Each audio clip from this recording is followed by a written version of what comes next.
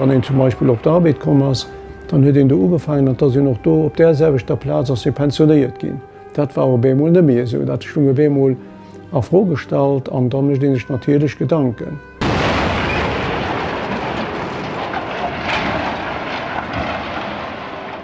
Kaum eng Familie vun net 1 oder 2 an der Stollindustrie geschaffen, so dat do schon et Leiit instinktiv gespürt hunn, van do es geschitt, dat betrifft als alle Goeten zu Lützeburg. An du ass eng Angst kom, an dat war dat Schroz, dann los.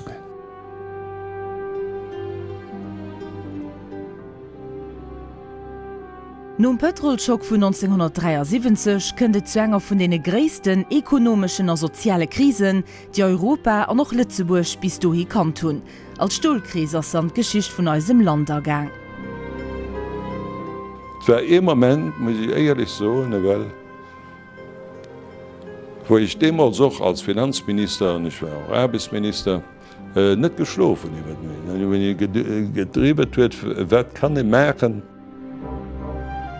Arbeiter, Politiker, Gewerkschaftler, Leute, die direkt mit der Krise zu tun hatten, erinnern sich an einen kruzialen Moment an der Lützeburger Geschichte. Wenn man an der Zeit gesagt hätte, wir gehen an die Krise ran, die wir hier noch lebten, da wäre ihn für verrückt erklärt gehen, weil kein engem aufgeholt hat, und keinen so angeschaut hat, dass die Stahlindustrie das ging erleben, was sie schlussendlich erlebt hat.